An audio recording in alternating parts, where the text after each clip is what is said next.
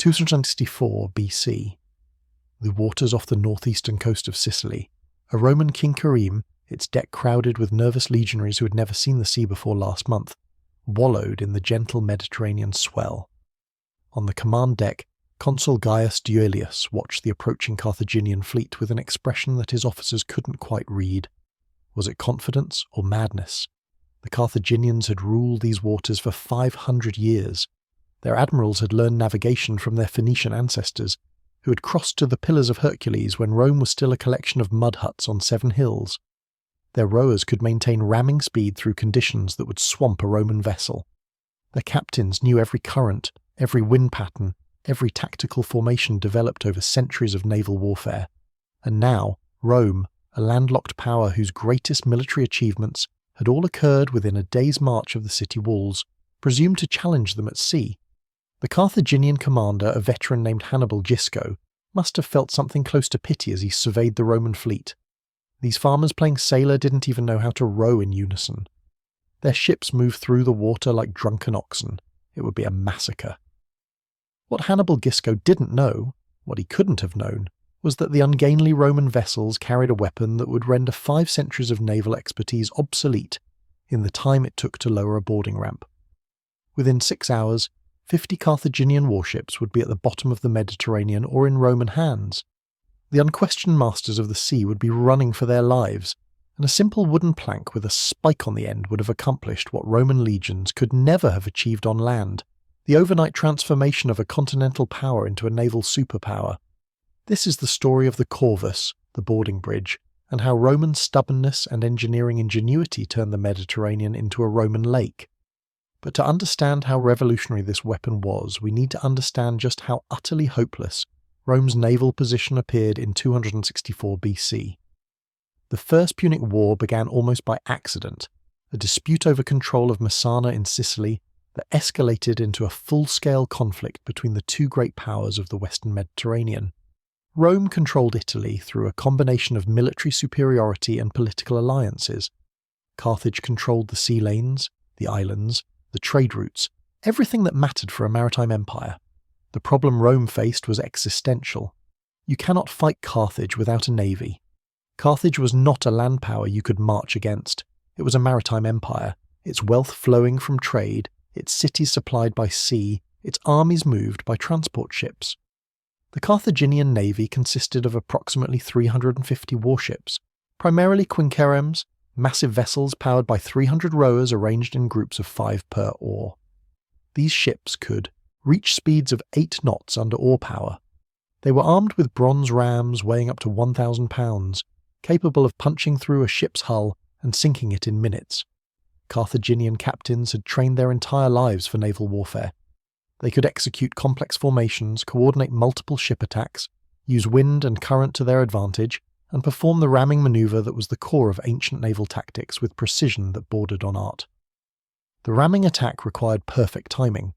Accelerate to maximum speed, aim for the enemy's side or stern, strike with the bronze ram at or below the waterline, back oars immediately to withdraw the ram before your ship became entangled, turn away to avoid counterattack.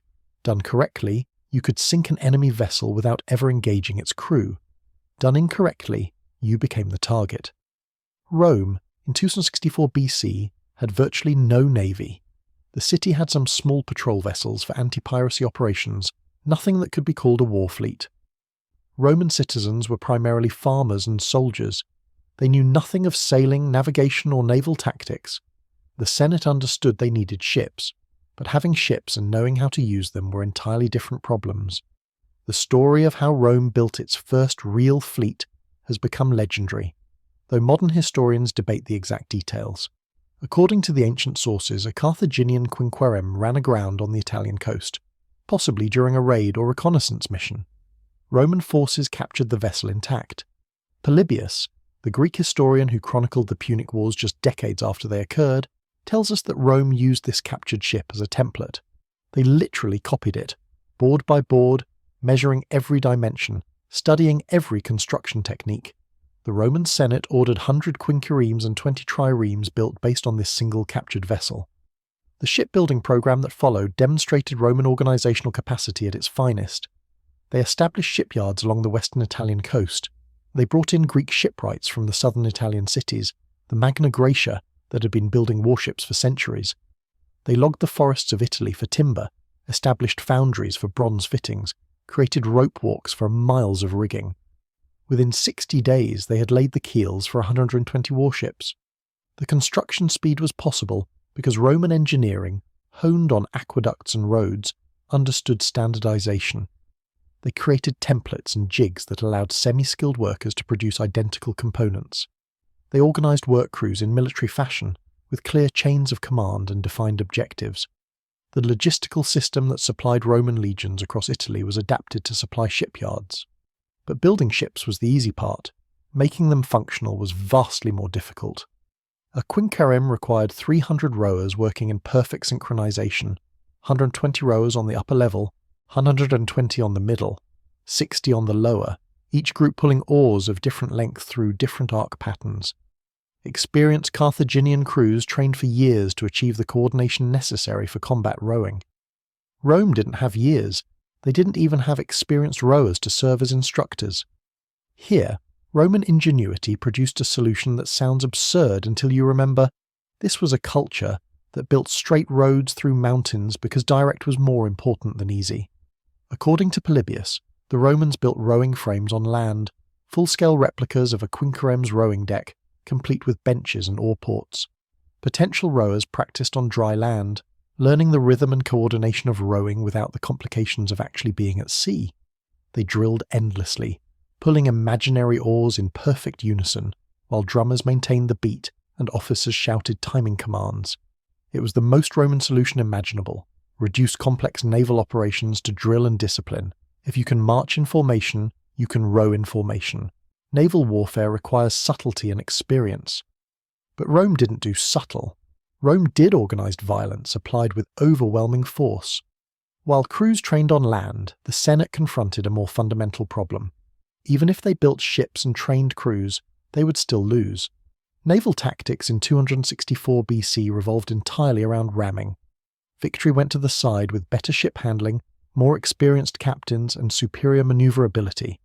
Carthage possessed all three advantages and centuries of institutional knowledge. Rome possessed none. A conventional naval battle between Roman and Carthaginian fleets would be a slaughter. The Romans would never close to contact because Carthaginian ships would simply outmaneuver them, strike from advantageous angles, and sink Roman vessels one by one while staying out of reach. The Senate needed to change the nature of naval warfare itself. They needed to transform sea battles into something Romans understood. Land battles. This is where the Corvus enters history.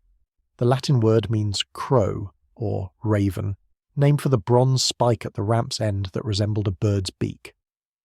Modern historians sometimes call it by its Greek name, the boarding bridge, though the Romans themselves simply called it the crow.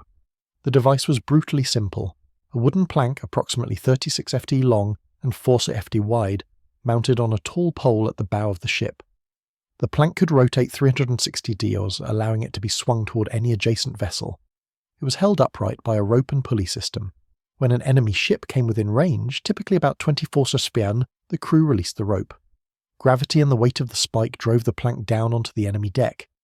The spike, a 2 foot long bronze spike mounted under the plank's far end, punched through the enemy deck planking and locked the two ships together. Rails on either side of the ramp created a protected corridor. Then Roman marines charged across. The Corvus transformed every naval engagement into a boarding action. Ships ceased to be mobile weapons platforms and became transportation for infantry. Naval tactics, ramming angles, ship handling, and all the skills Carthaginian captains had spent lifetimes mastering became irrelevant. What mattered was which side had better infantry, and Rome had the best infantry in the Mediterranean world. The genius of the Corvus was that it didn't require Romans to become good sailors. It required Carthaginians to face Roman legionaries on terms that favoured Rome. But genius often comes with costs, and the Corvus had significant ones. The device was heavy. Contemporary estimates suggest each Corvus weighed between 2 and 3 tons, all of it mounted high on the bow. This created serious stability problems. Ancient warships were already somewhat unstable, built for speed rather than seaworthiness. Adding 3 tons of wood and bronze 20 ft above the waterline raised the centre of gravity dangerously. The ships became top-heavy, prone to capsizing in rough seas. The Corvus also reduced manoeuvrability. The weight and wind resistance of the upright plank made ships sluggish to turn. The mechanism itself was vulnerable, exposed to enemy missiles and potentially damaged by rough handling. And there was the simple problem that nobody had ever tried this before. The first time Roman ships deployed the Corvus in actual combat would be the first time anyone knew if it would work. That test came in 260 BC at the Battle of Mylae, the naval engagement that would announce Rome as a Mediterranean power. Consul Gaius Duilius commanded the Roman fleet, approximately 130 warships, mostly quinqueremes, all equipped with the Corvus. The crews had trained for months, but training on calm waters near shore differs vastly from combat in open ocean against experienced enemies. The Carthaginian fleet under Hannibal Gisco numbered about 130 ships, veteran vessels that had fought in dozens of engagements. When Carthaginian scouts reported the Roman fleet's approach, Hannibal Gisco must have been delighted. Romans at sea. The war would be over before harvest. The ancient sources describe Carthaginian confidence as approaching arrogance. These were the people who had learned to fear Roman legions on land, now obligingly offering themselves up for slaughter on the water, where Carthaginian superiority was absolute. Polybius records that the Carthaginian fleet advanced in no particular formation, ships racing forward individually, each captain eager to be first to engage and claim the honour of sinking a Roman vessel. This casual approach to battle formation tells us everything about Carthaginian expectations. They weren't preparing for a fight, they were preparing for then target practice. The first Carthaginian ship that closed with a Roman vessel must have expected standard procedure. Approach from an angle, accelerate to ramming speed, strike the enemy's hull, withdraw, turn for another attack. Instead, as the Carthaginian quinquereme came alongside, something impossible happened. A massive wooden plank crashed down onto its deck with a sound like thunder. The bronze spike punched through planking and locked into the ship's internal structure. Before the Carthaginian crew could react, Roman legionaries were charging across the bridge, shields locked, swords drawn. On a ship's deck, confined and with no room to manoeuvre, Carthaginian sailors faced Roman infantry at close quarters. The sailors had knives and clubs, the Romans had armour, shields, tactical training and systematic violence. The fight lasted perhaps 30 seconds before the Carthaginian crew was dead or fleeing. The Marines secured the ship and the Corvus was lifted, freeing the Roman vessel to seek new targets. Hannibal Gisco watched his leading ships get boarded and captured with the kind of horror that comes from seeing the impossible made real. He immediately signalled for a new approach. The Carthaginian fleet would use superior ship handling to avoid the Roman boarding bridges. They would attack from the stern where the Corvus couldn't reach. They would use multiple ships to overwhelm individual Roman vessels, all the standard tactics that should have worked against inexperienced enemy. But the Corvus rotated 360 degrees. Carthaginian ships trying to approach from the stern found the boarding ramp swinging toward them. The device's range meant that any ship closing to ramming distance came within boarding range. Multiple ship attacks just meant multiple ships getting locked together and boarded. The Battle of Mylae turned into a catastrophe for Carthage. The fighting lasted most of the day, not because the battle was close, but because Roman ships could only board one enemy vessel at a time. Each boarding action took minutes. The Romans captured or sank approximately 50 Carthaginian warships, including the flagship. Hannibal Gisco escaped with perhaps 80 vessels, leaving behind 3,000 dead and 7,000 captured. Roman losses were minimal, perhaps a dozen ships sunk or seriously damaged. The victory was so overwhelming, so unexpected, that when news reached Rome, the Senate at first refused to believe it. A landlocked city had just destroyed the fleet of the greatest naval power in the Mediterranean. It was as if a blind man had won an archery competition. But the proof arrived within weeks. 50 captured Carthaginian warships were sailed into Roman ports. The victory spoils included enough wealth to fund the war for another year, and Consul Duilius was granted a triumph, the first naval triumph in Roman history. The victory column erected in the Forum, the Columna Rostrata, was decorated with the bronze rams taken from captured Carthaginian ships. That column stood in Rome for centuries as a reminder of the day Rome stopped being afraid of the sea. The psychological impact on Carthage was devastating. For 500 years, Carthaginian naval supremacy had been assumed, a law of nature like the rising sun. They had fought Greeks, Etruscans, Romans, and countless others at sea and never lost. Their identity as a people was tied to the ocean. They were the descendants of Phoenician sailors who had navigated by stars when others feared to leave sight of land. And now these Roman farmers had humiliated them. Carthaginian confidence evaporated. In subsequent engagements, Carthaginian fleets became cautious, defensive, trying to avoid battle rather than seeking it. The navy that had once aggressively patrolled the entire western Mediterranean began to withdraw, ceding control of the seas to an enemy who 2 years earlier hadn't owned a warship. But Mylae was just the beginning. Over the next 4 years, Rome would demonstrate that the victory was no fluke. The Battle of Sulci in 259 BC saw another Roman victory, this time under a different consul commanding a different fleet. The Carthaginians tried new tactics, attempting to grapple and board Roman ships before the Corvus could be deployed. It didn't work. Roman ships would simply back oars, create separation, then lower the boarding bridge onto the pursuing Carthaginian vessel. At the Battle of Tyndaris in 257 BC, the Carthaginians attempted an ambush, catching part of the Roman fleet separated from the main body. They should have won. Instead, the isolated Roman squadron used the Corvus to capture 10 Carthaginian ships before reinforcements arrived. The most decisive engagement came in 256 BC at Cape Ecnomus, possibly the largest naval battle in ancient history. The numbers are staggering. Rome deployed approximately 330 warships carrying 140,000 men, including rowers, marines, and the army being transported for an invasion of Africa. Carthage assembled around 350 ships with perhaps 150,000 men.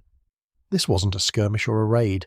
This was two empires committing everything to a single decisive battle. The Carthaginian plan was sophisticated, developed by admirals who had spent 4 years trying to counter the Corvus. They would use their superior speed and maneuverability to attack the Roman fleet in sections, preventing the Romans from concentrating their boarding bridges. The Carthaginian fleet was divided into 3 squadrons. The centre would engage the Roman van, drawing them forward. The 2 wing squadrons would sweep around and attack the Roman rear and flanks, where transport ships were more vulnerable.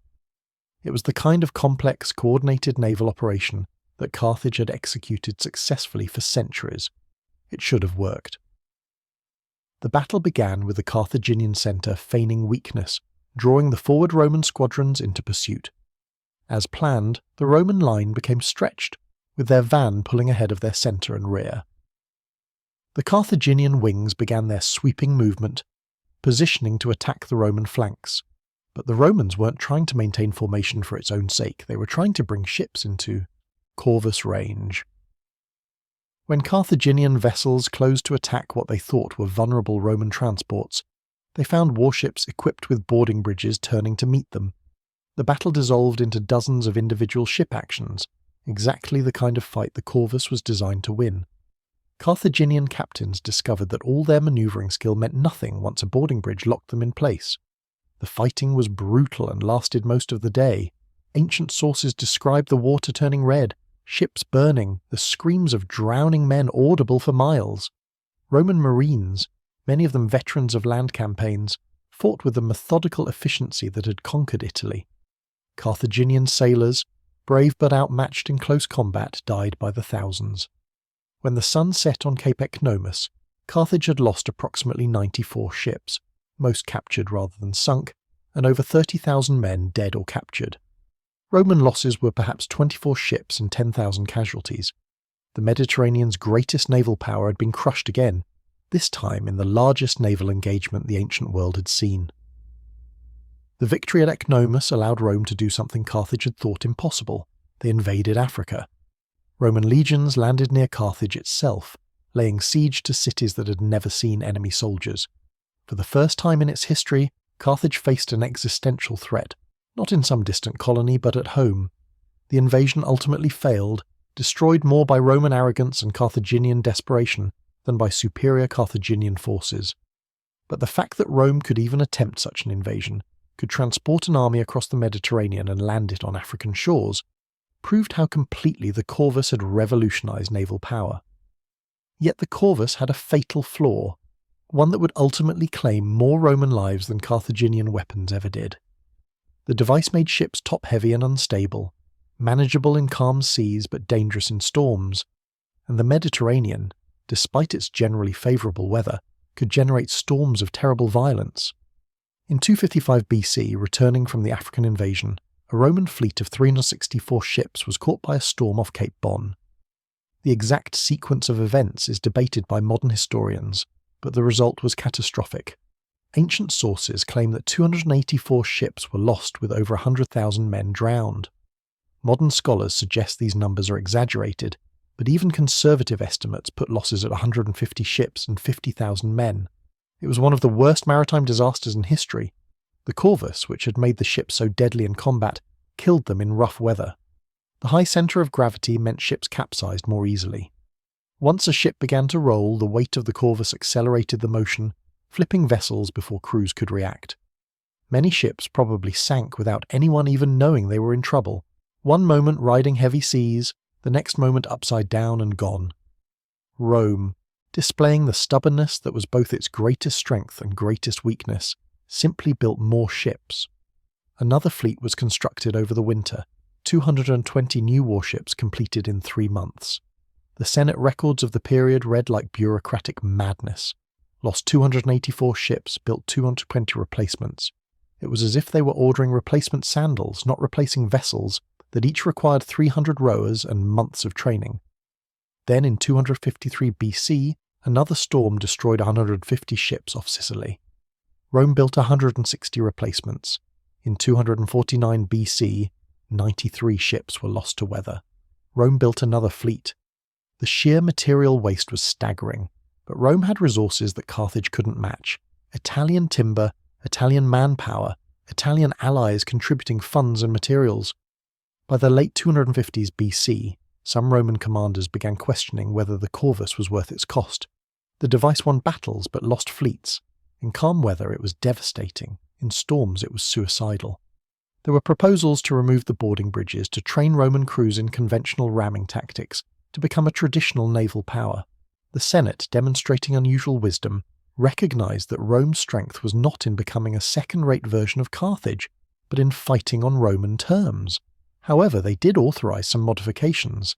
Later, Roman fleets appear to have used lighter versions of the Corvus, or removed them entirely on ships not expected to see combat. Transport vessels and patrol ships sailed without the device, accepting vulnerability in battle in exchange for better stability. But frontline warships kept their boarding bridges, because when battle came, the Corvus turned almost certain Roman defeat into almost certain Roman victory. The Carthaginian response to the Corvus evolved over the years of the First Punic War. They couldn't match Roman numbers.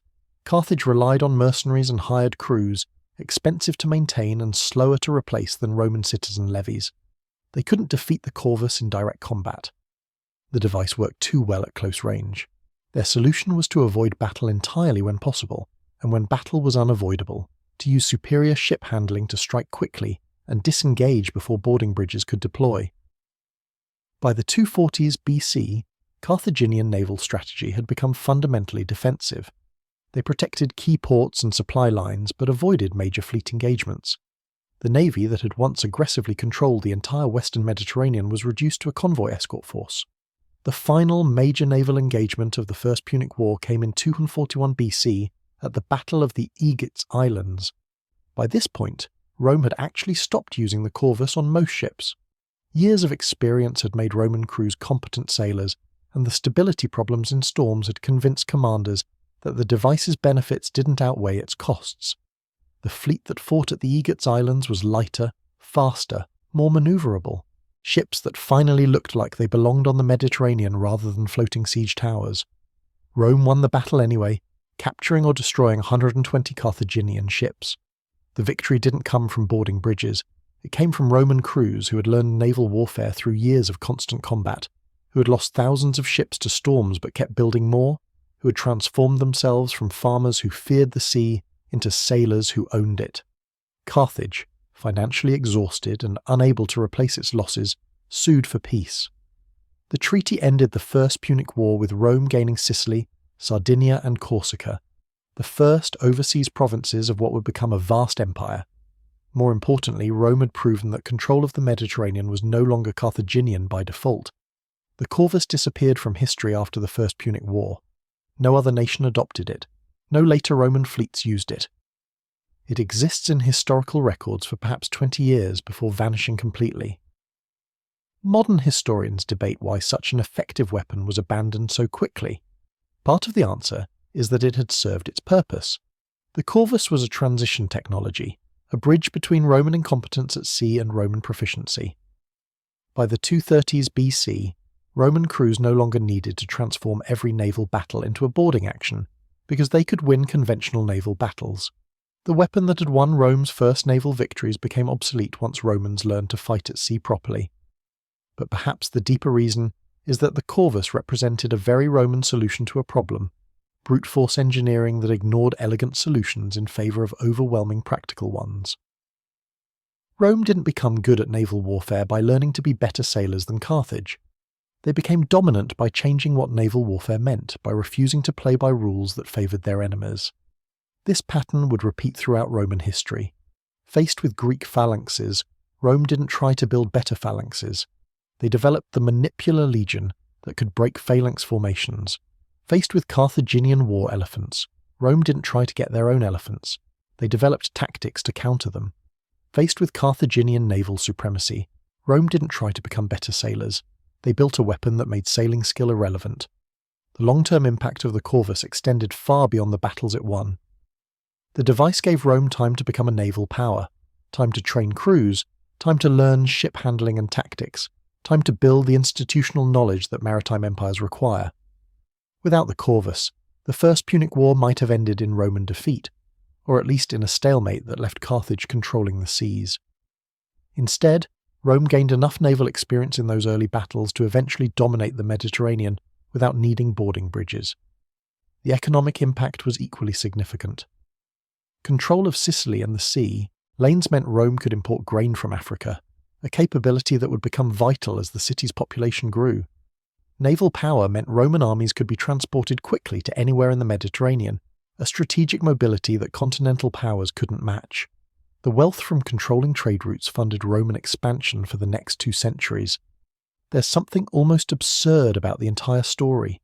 A landlocked city with no naval tradition, facing the greatest maritime power in the Mediterranean, decided to win by building a device that turned sea battles into land battles. It's the equivalent of a chess player, losing badly, declaring that chess would now be played with boxing gloves. Yet it worked.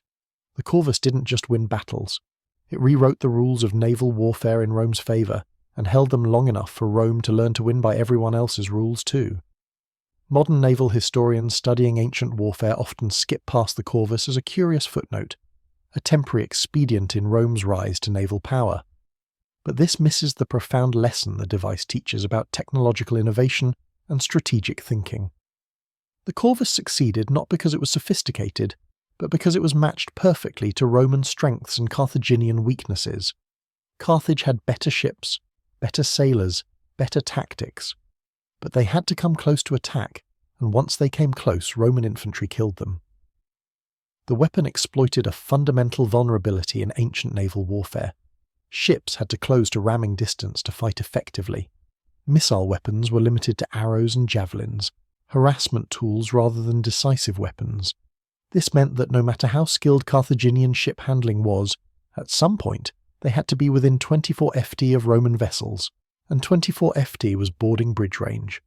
Contemporary accounts from Carthaginian sources, preserved in fragments by later historians, reveal the psychological impact the Corvus had on Carthaginian sailors.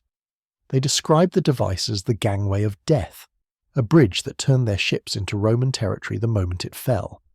Veteran sailors who had faced storms, pirates, and enemy fleets without fear reportedly became terrified of the sound of the Corvus being released. That distinctive whoosh of rope through pulleys followed by the crash of wood on wood and the spike biting into their deck. The terror was justified. Statistics from later battles suggest that boarded Carthaginian ships had casualty rates exceeding 80%, compared to perhaps 30% for ships that were rammed and sunk. Being boarded by Roman marines was effectively a death sentence. The crew would be killed or captured, the ship would be seized, and the only escape was to jump into the Mediterranean and hope to be picked up by fleeing Carthaginian vessels. The Corvus also demonstrated Rome's capacity for institutional learning, a characteristic that would serve the Republic well for centuries. When the first fleets failed, Rome didn't abandon naval warfare. They analysed what went wrong, rebuilt, and tried again. When storms sank fleets, Rome didn't conclude that the gods opposed naval power. They built new fleets with improvements. When commanders suggested removing the Corvus despite its combat effectiveness, Rome eventually did so once alternative tactics were developed. This ability to learn from failure, to adapt without abandoning core objectives, was perhaps more important than any single weapon or tactic. The engineering challenges of the Corvus were substantial and speak to Roman technical capability. The device had to be strong enough to support the weight of armoured men running across it, up to a dozen marines charging simultaneously. It had to withstand the impact of dropping onto an enemy deck from a height of perhaps 10 feet. The spike had to be strong enough to punch through heavy planking and lock firmly into place. The rotation mechanism had to allow 360-degree movement while supporting tons of weight. The release mechanism had to be reliable, functioning in combat conditions with spray, blood, and chaos all around. Archaeological evidence of the Corvus is frustratingly limited. No complete example has ever been found, though this isn't surprising given that wood rarely survives centuries in seawater. A few bronze spikes tentatively identified as Corvus tips have been recovered from shipwreck sites in the Mediterranean. These artifacts show sophisticated casting techniques, with the spike shaped to penetrate and grip rather than simply pierce. The engineering knowledge required to design and build thousands of these devices, remember Rome needed one for every warship, indicates a level of technical sophistication that challenges stereotypes of Rome as militarily brilliant but technologically primitive.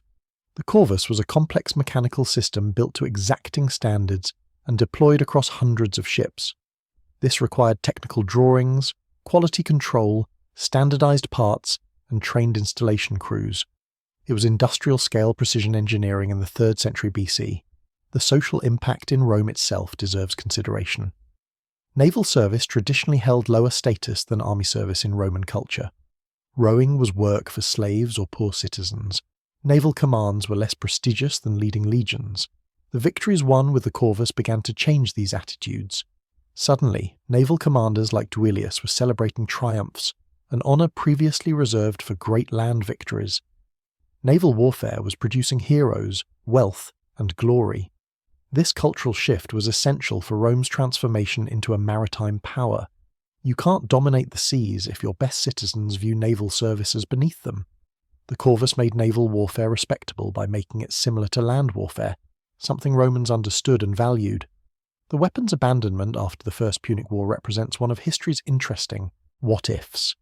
If Rome had continued using the Corvus, would later naval conflicts have played out differently? The device would have been effective against pirate vessels, against the eastern Mediterranean kingdoms, against anyone Rome fought at sea, yet Rome chose to move past it, to fight as a conventional naval power. This decision suggests confidence, a recognition that the training wheels could come off. The Corvus had served its purpose, transforming Roman citizens from land-bound soldiers into competent sailors. Once that transformation was complete, the awkward top-heavy, storm-dangerous boarding bridge was no longer needed. In the broader sweep of Roman history, the Corvus represents a pattern that would repeat at key moments. Rome faced a superior enemy in their element. Rome refused to concede that element as unchallenged enemy territory. Rome developed an innovative solution that played to Roman strengths. Rome used that innovation to buy time while developing conventional competence. Eventually, Rome dominated the new domain without needing the innovation that got them there. This pattern appears in Rome's adaptation of Greek siege warfare, their development of concrete for building, their eventual adoption and improvement of cavalry tactics they initially dismissed. The Corvus was perhaps the first and clearest example of this characteristically Roman approach to technological and tactical challenges. The Battle of Mylae in 260 BC, the first major deployment of the Corvus, deserves recognition as one of history's most significant naval engagements, not because of its scale, but because of what it represented. In a single afternoon, a weapon changed the balance of Mediterranean power. Rome announced that Carthaginian naval supremacy was no longer absolute. The path was opened for Roman expansion across the Mediterranean.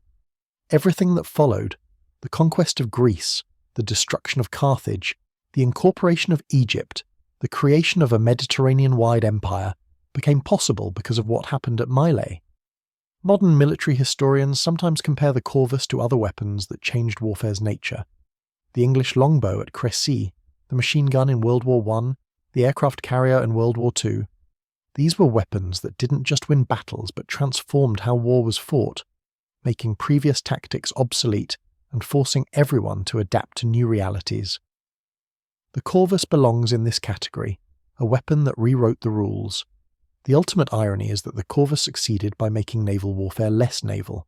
It took battles fought on water and turned them into battles fought on wooden platforms that happened to float. It eliminated the sea as a factor, reducing everything to close combat where Roman training and equipment advantages were decisive. In doing so, it allowed Rome to win at sea without being good at sea, at least not initially. Perhaps the most lasting legacy of the Corvus is what it taught Rome, about innovation. The Republic learned that technological solutions could overcome experiential disadvantages, that being new to a form of warfare didn't mean accepting defeat, that Roman strengths could be applied in unexpected domains through creative engineering. This lesson served Rome well for centuries. When Roman armies encountered new enemies using unfamiliar tactics, the response was often some innovation that transformed the fight into something Romans could win. The Corvus was the first and perhaps clearest example of this Roman approach to problem-solving.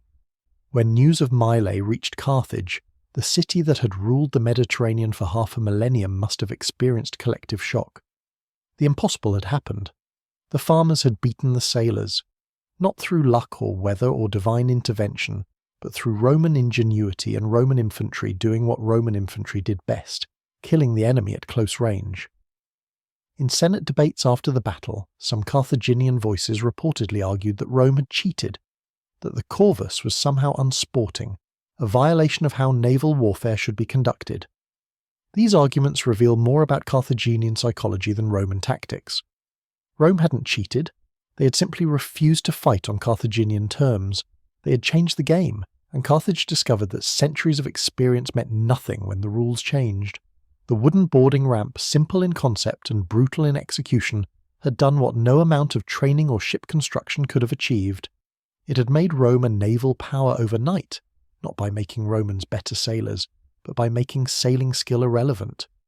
The Mediterranean had belonged to Carthage for 500 years.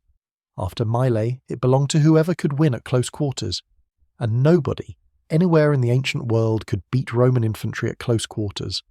The Corvus made sure they never had to try. The transformation of Roman naval doctrine following the introduction of the Corvus reveals patterns that would define Roman military evolution for centuries. Within a decade of Mylae, the Roman navy had developed a sophisticated tactical system built entirely around maximizing the effectiveness of the boarding bridge while minimizing its vulnerabilities. Fleet commanders developed formations specifically designed to protect ships during the vulnerable moments when the Corvus was being deployed.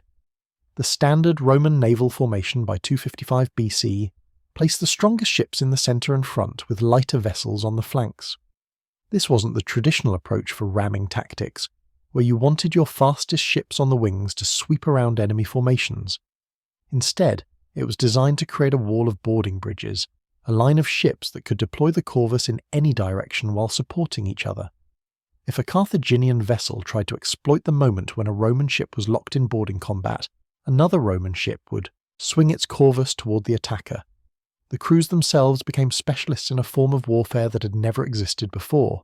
Each Roman warship carried approximately 120 marines, far more than typical for ancient naval vessels. These weren't sailors who could fight. They were legionaries who happened to be on ships. They wore full armour, carried shields and swords, and fought in the same formations they used on land. The only difference was that their battlefield was 36 ft long and 4 ft wide, the dimensions of the boarding bridge.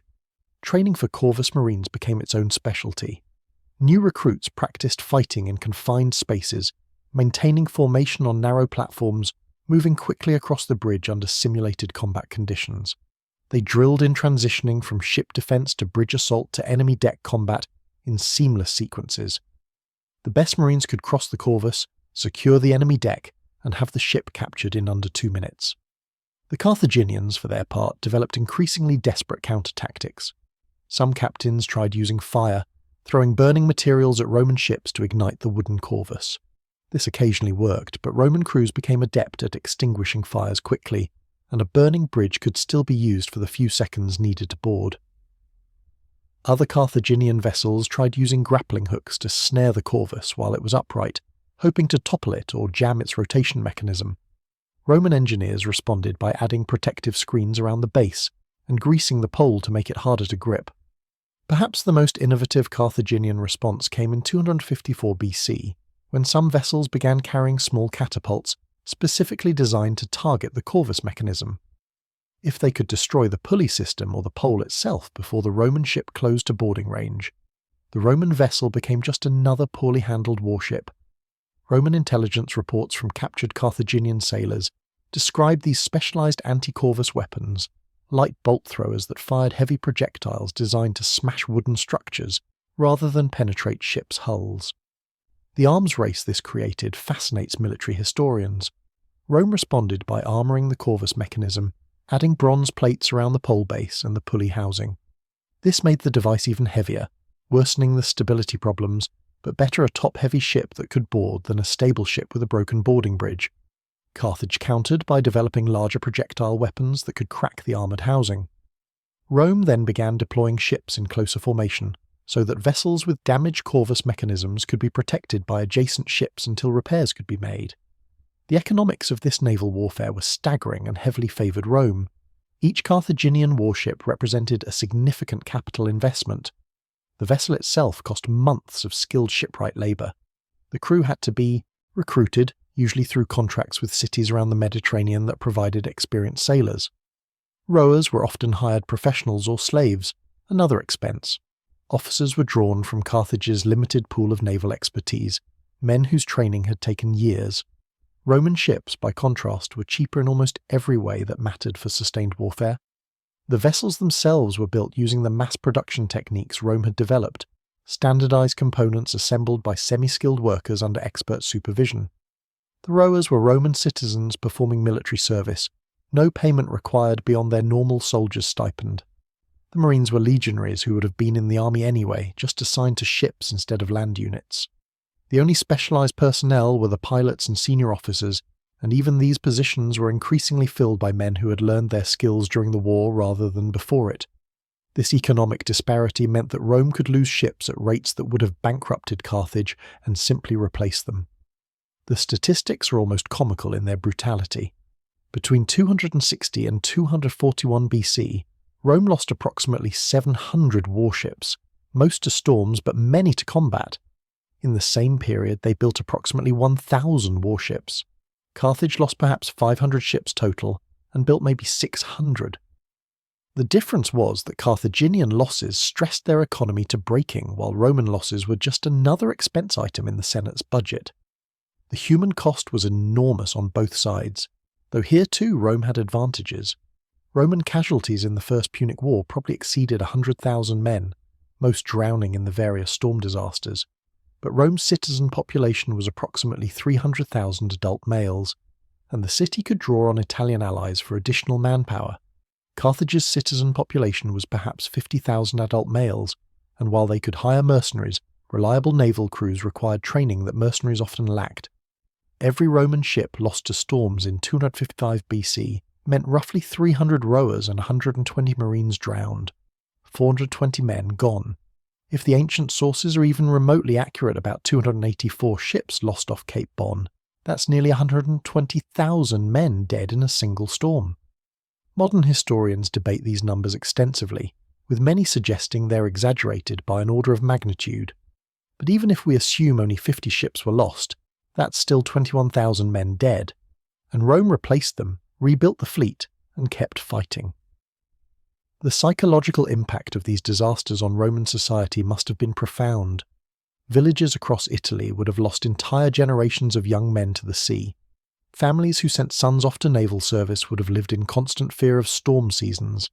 Yet the Senate kept building ships, and Roman citizens kept manning them. This speaks to something fundamental about Roman culture in the mid-Republic, a collective willingness to accept staggering losses in pursuit of victory that few other ancient societies could match. The Corvus itself became a symbol in Roman culture, though interestingly not the symbol you might expect. It didn't become a celebrated superweapon that Romans pointed to with pride. Instead, it became a kind of embarrassing necessity, the training wheels that Rome needed when it didn't know how to ride. By the 240s BC, Roman naval officers who had learned their skills in conventional warfare rather than Corvus tactics looked down on the device as something their less capable predecessors had needed. This cultural attitude explains why the Corvus disappeared so quickly after the First Punic War. It wasn't just that Roman crews had become skilled enough to not need it. It was that the device had come to represent Roman initial incompetence at sea, a reminder of a time when Rome couldn't win naval battles through proper seamanship. As Rome's identity as a Mediterranean power solidified, the memory of needing such a crutch became uncomfortable. The engineering lessons learned from the Corvus influenced Roman military technology in unexpected ways. The mechanism for rotating and lowering the boarding bridge required sophisticated understanding of leverage, weight distribution, and structural strength. These principles were applied to siege engines, particularly the development of improved boarding towers for city assaults. The boarding towers used at the Siege of Syracuse in 213 BC show design elements clearly derived from Corvus engineering, rotating platforms that could be swung toward walls and dropped to create assault bridges. Roman naval architecture also evolved in response to Corvus-related problems. The stability issues created by top weight led to experiments with wider hulls and lower freeboard, changes that improved seaworthiness even after the boarding bridge was removed. The need to support sudden impacts when the Corvus crashed down drove innovations in deck structure and hull reinforcement that made later Roman warships more durable than their predecessors. The tactical flexibility the Corvus provided also influenced Roman operational planning in non-naval contexts. The device had proven that Roman strengths could be applied in unconventional domains through creative adaptation. This lesson was absorbed by Roman military culture. When faced with Macedonian phalanxes in the 2nd century BC, Roman commanders didn't try to build better phalanxes. They developed tactics that broke phalanx formations and created close-quarter melees where Roman gladius and scutum combinations were superior. When confronting Parthian horse archers, Rome eventually developed combined arms responses rather than trying to out-cavalry the cavalry specialists. The intelligence war around the Corvus deserves more attention than it typically receives. Carthage clearly understood that the device was Rome's critical advantage, and they made significant efforts to capture or copy the technology. Several ancient sources mention Carthaginian attempts to deploy their own boarding bridges, but these efforts apparently failed. The reasons for this failure reveal important aspects of how the Corvus actually worked in practice. A boarding bridge by itself wasn't particularly useful. What made the Corvus effective was the system built around it, the tactics, the training, the specialized marine forces, the ship formations designed to protect boarding vessels. Carthage could copy the physical device, but they couldn't copy the Roman military system that made it effective. Carthaginian marines weren't trained in the systematic close combat techniques that Roman legionaries learned from childhood in the Campus Martius. Carthaginian ships didn't carry 120 heavy infantry per vessel, because maintaining such large military complements was economically impossible for a mercenary-based navy. When Carthaginian vessels tried to use boarding bridges, they discovered that winning boarding actions required more than just getting onto the enemy deck. It required having better infantry than your opponent, and Carthage's hired sailors and limited citizen marines couldn't match Roman legionaries. The few recorded instances of Carthaginian boarding attempts suggest they were usually defeated by Roman crews, even when the initial boarding succeeded. This asymmetry extended to naval operations more broadly.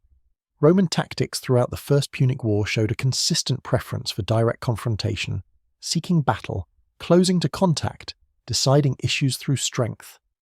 Carthaginian tactics became increasingly evasive, avoiding engagement, using mobility to strike at vulnerable targets, trying to win through economic pressure rather than direct combat. These different operational approaches reflected each side's understanding of their relative advantages. Rome knew that direct battle favoured them. The Corvus guaranteed that every naval engagement became an infantry fight, and Rome had better infantry.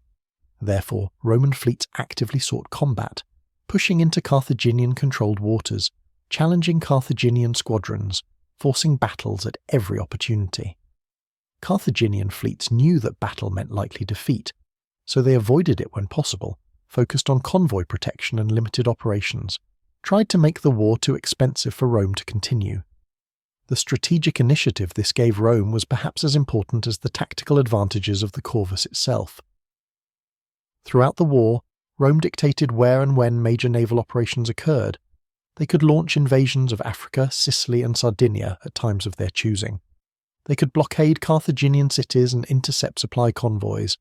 Carthage was forced into reactive mode, responding to Roman initiatives rather than pursuing their own strategic objectives. By 250 BC, Carthaginian naval strategy had essentially become defensive. They protected vital sea lanes but avoided fleet actions. They tried to exhaust Rome through a war of attrition, hoping that storm losses and the expense of maintaining huge fleets would force a negotiated peace.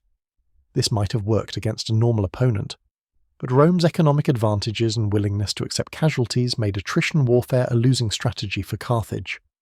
The siege of Lilybaeum in 250 to 241 BC illustrates how completely Roman naval dominance had shifted strategic possibilities. Lilybaeum was Carthage's main stronghold in western Sicily, a heavily fortified city with excellent port facilities.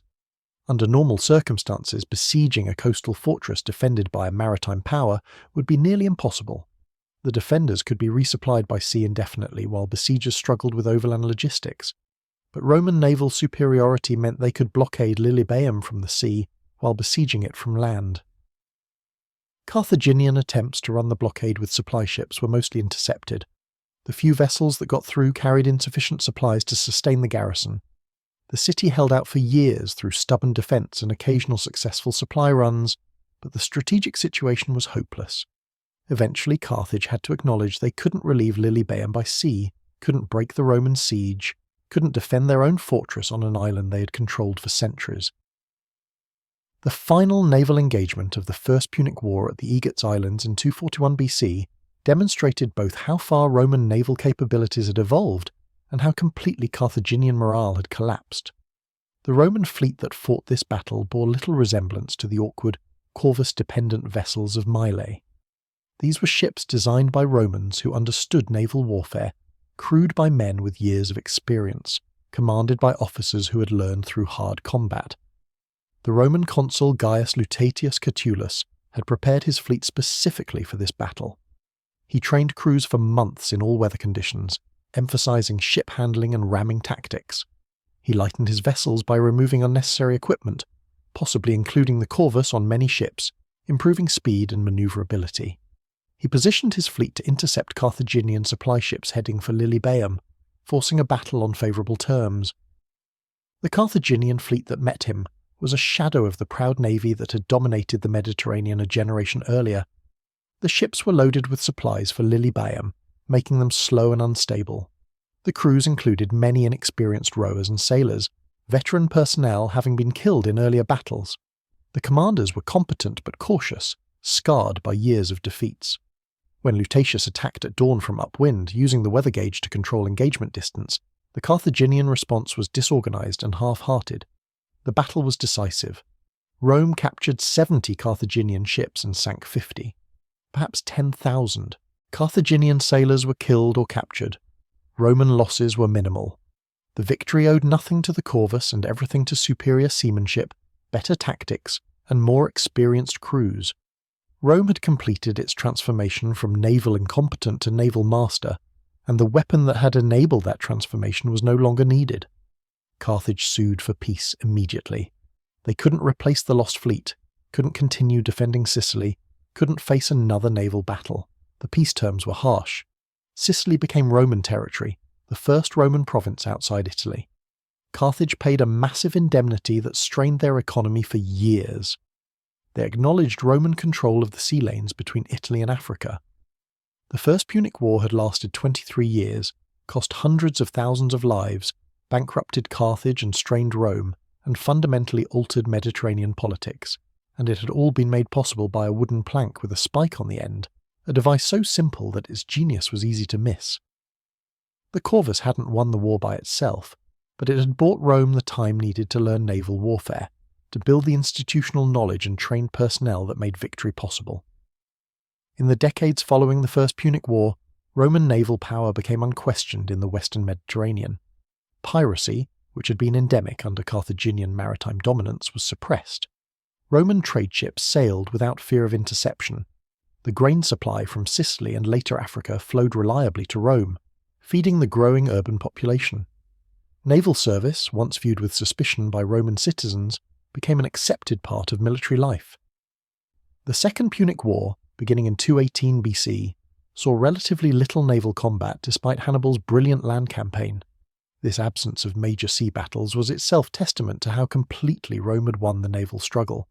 Hannibal couldn't challenge Roman control of the Mediterranean, so he had to march overland through Spain and across the Alps. Carthage couldn't reinforce or supply him by sea. When Rome decided to invade Africa in 204 BC, they transported 2 legions across the Mediterranean without significant interference.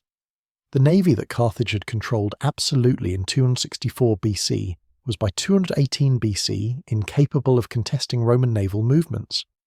The Corvus itself vanished from use shortly after the First Punic War ended, probably within a decade of the Aegates Islands battle. No 2nd century BC sources mention it.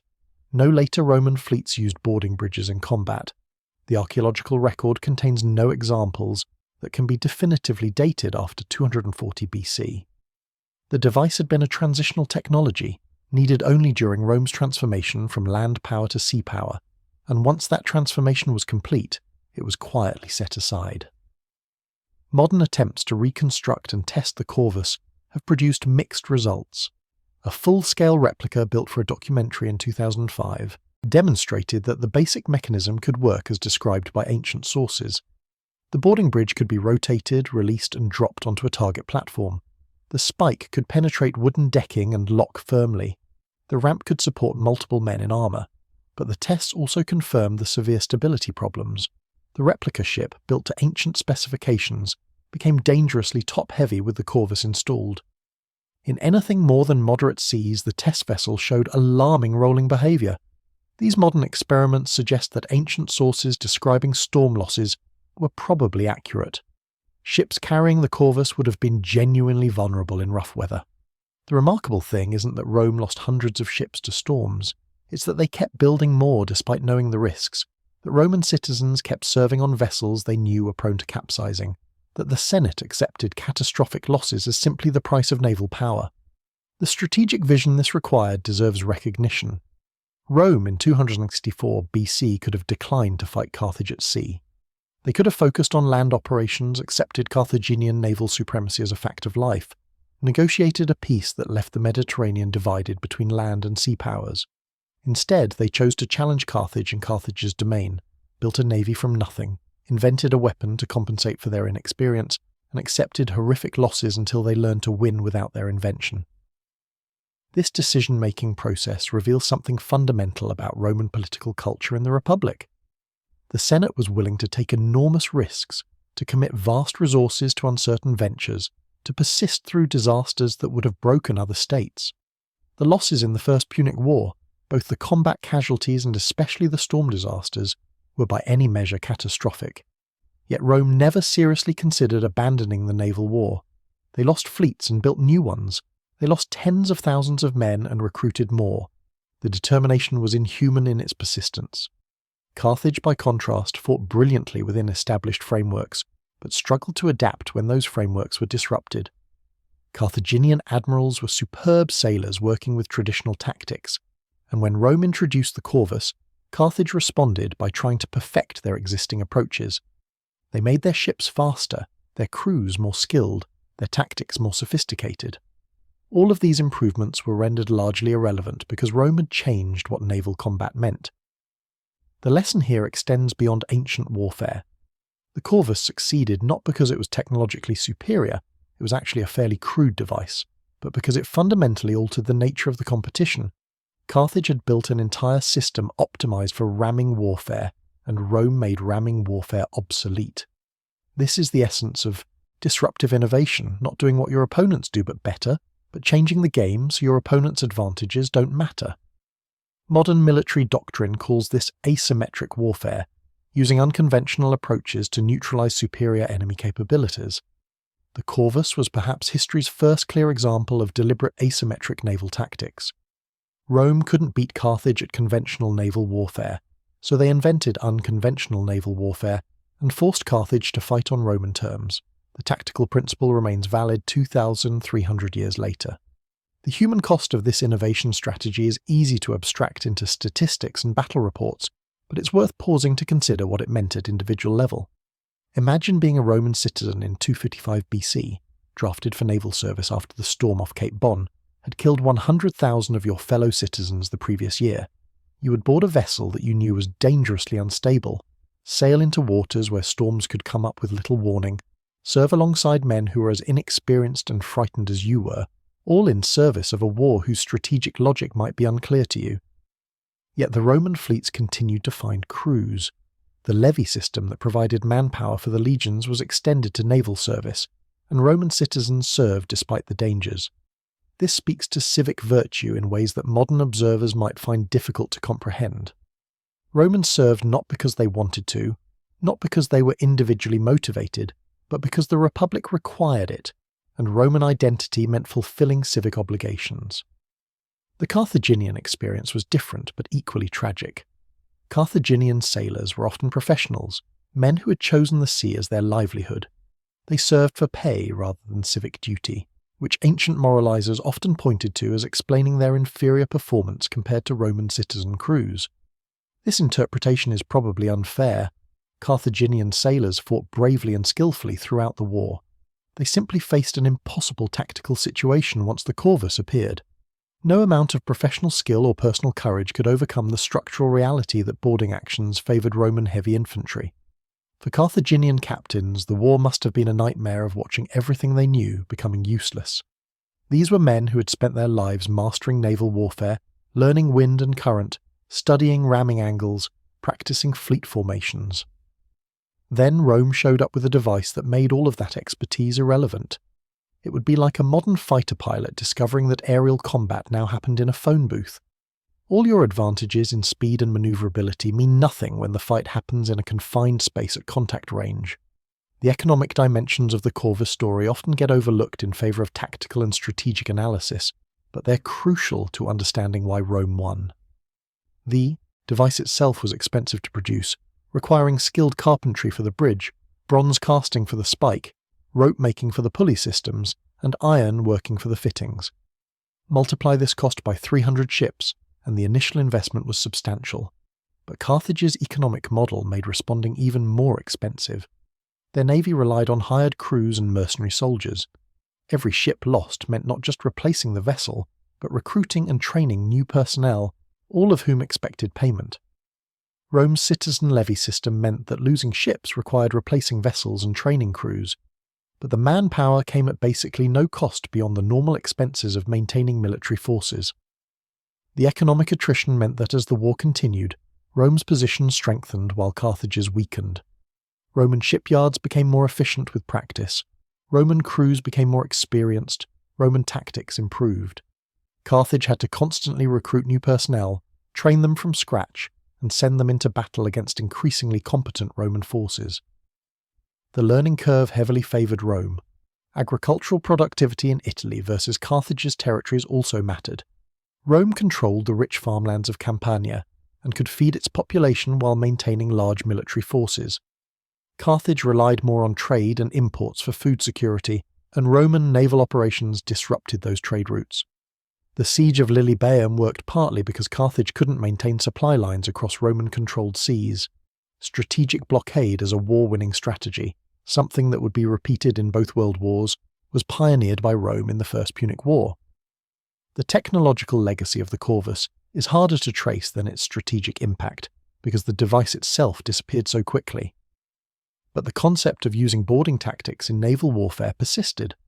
Medieval and early modern naval combat often involved grappling and boarding, with specialized equipment for locking ships together and troops optimized for deck fighting. The Spanish Armada in 1588 carried large numbers of soldiers specifically for boarding actions, though they never got the chance to use them effectively against the English fleet that fought at long range with cannon. Whether these later boarding tactics were consciously influenced by knowledge of the Corvus is debatable. ancient warfare was studied extensively during the Renaissance, and educated naval officers would have been familiar with accounts of Roman naval victories. But boarding actions were also a natural development when you had ships armed with soldiers and limited long-range weaponry. The Corvus might have been rediscovered independently multiple times whenever naval commanders with land warfare backgrounds tried to apply infantry tactics at sea. The immediate legacy was clearer. Rome's victory in the First Punic War established patterns that would define Mediterranean politics for centuries. Naval power was now divided between whoever controlled the Italian peninsula and everyone else. Future would-be Mediterranean empires, Macedon, the Seleucid Empire, pirates, would have to contend with Roman naval forces backed by the enormous resources of Italy.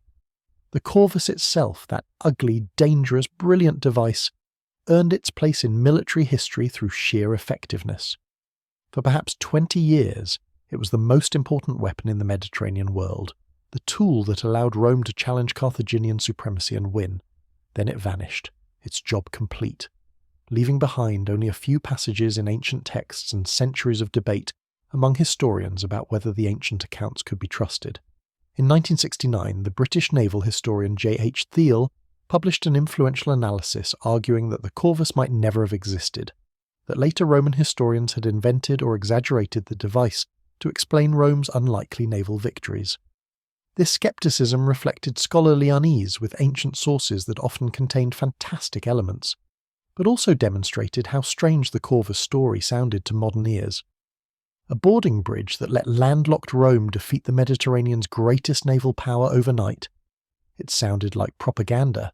Subsequent archaeological finds and analysis have generally supported the ancient accounts.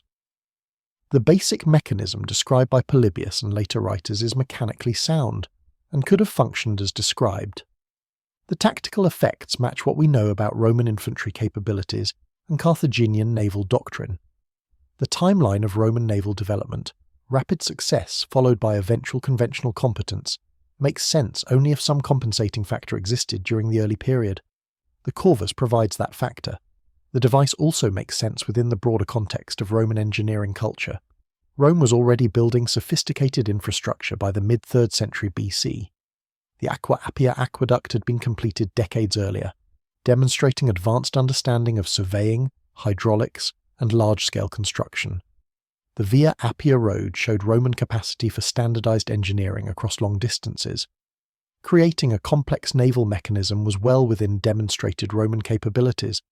What makes the Corvus remarkable isn't that Rome could build it. It's that Rome thought to build it. That facing naval inferiority, Roman planners looked at the problem and decided the solution was to make naval battles less naval. This thinking required both technical confidence and strategic imagination, the belief that engineering could reshape tactical realities, and the vision to see how boarding tactics could neutralize Carthaginian advantages. The unnamed Roman who first proposed the Corvus, we don't actually know who designed it, deserves recognition as one of history's great military innovators. This person looked at Rome's impossible naval situation, understood that Rome could never match Carthage at conventional sea warfare, identified Roman infantry as the decisive advantage, and designed a tool to bring that advantage to bear in a naval context. It's elegant problem-solving at grand strategic scale. The implementation challenges must have been enormous. Convincing the Senate to fund an unproven device for an unproven navy would have required persuasive advocacy. Designing the mechanism to be both effective and practical required engineering skill. Installing them across an entire fleet required project management and standardization. Training crews to use the device in combat conditions required tactical innovation. That all of this happened quickly enough to affect the war's early battles shows Roman organizational efficiency at its finest. The First Punic War often gets less attention than the Second Punic War, with its dramatic story of Hannibal crossing the Alps and nearly destroying Rome. But in many ways the First Punic War was more significant for Roman development. It was the war that made Rome a Mediterranean power, that proved Rome could challenge and defeat established great powers, that demonstrated Roman capacity to learn new forms of warfare. And it was the Corvus that made this transformation possible, buying Rome the time needed to become truly competent at naval operations. By the time the war ended in 241 BC, Rome had built and lost over 1,000 warships, trained hundreds of thousands of citizens in naval service, established permanent naval infrastructure, and developed institutional expertise in maritime warfare. The cost had been staggering, perhaps 200,000 Roman and Italian dead, most lost to storms rather than combat. But the result was that Rome had become a power that could project force anywhere in the Mediterranean, the foundation for everything that followed. The Corvus made this possible not by winning the war alone, no single weapon ever does, but by preventing Rome from losing before they learned to win. It was a bridge in both the literal and metaphorical sense, a device that allowed Roman soldiers to cross from one ship to another, and a strategic tool that allowed Rome to cross from land power to sea power. Once Rome had crossed that bridge, they no longer needed it, and so it was discarded and forgotten by all except historians. In the ruins of Carthage, destroyed completely in the Third Punic War, archaeologists have found no traces of the Corvus. In Rome's ancient shipyards, now built over by millennia of development, no examples have been recovered. The weapon that changed Mediterranean history existed for perhaps 2 decades, and then vanished, leaving behind only textual descriptions and the consequences of what it accomplished. Rome ruled the Mediterranean for 600 years. That rule began with a wooden plank, a bronze spike, and the most Roman solution imaginable to an impossible problem. They couldn't beat Carthage at sea, so they built a weapon that brought the sea to them.